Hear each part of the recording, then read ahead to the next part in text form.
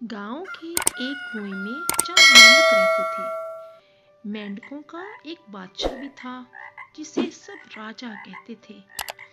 लेकिन राजा मेंढक की इसके चंद रिश्तेदारों से बिल्कुल नहीं बनती थी, क्योंकि वो इसके साथ अच्छा सलूक नहीं करते थे। एक दिन मेंढक राज ने अपनी बीवी से कहा। मैं इन सब रिश्तेदारों को देख लूंगा जो अपने राजा की बिल्कुल इज्जत नहीं करते। मेंढक की बात सुनकर उसकी बीवी ने उसे समझाते हुए कहा, इन लोगों को सबक सिखाने के चक्कर में आप अपने आप को ही मुश्किल में ना डाल लेना।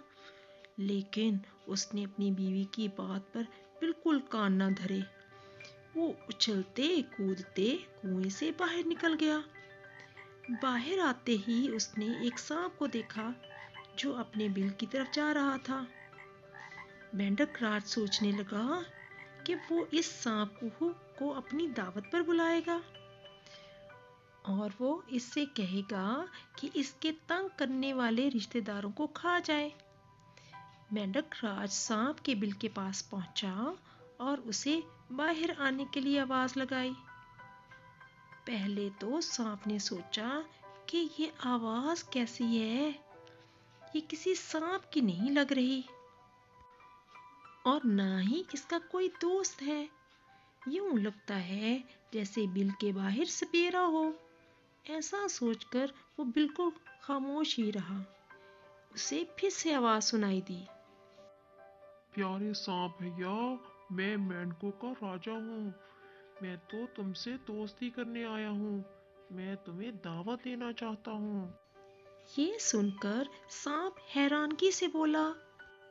ये नामुमकिन सी बात है, क्योंकि आग और पानी की दोस्ती कभी नहीं हो सकती।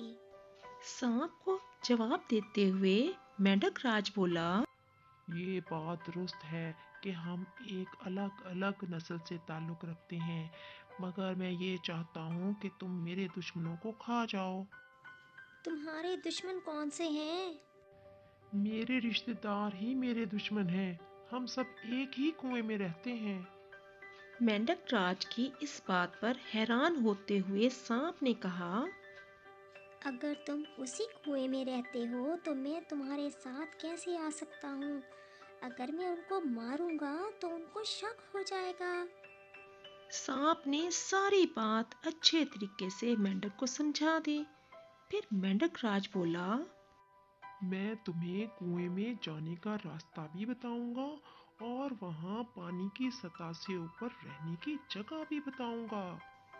थोड़ी देर खामोश रहने के बाद सांप फिर सोचने लगा कि अब वो बूढ़ा हो गया है। अब चूहे पकड़ना भी मुश्किल होता है, तो अब उसे मेंढक राज की दावत को कबूल कर लेना चाहिए। इतना सोचकर वो मेंढक राज के साथ जाने को तैयार हो गया।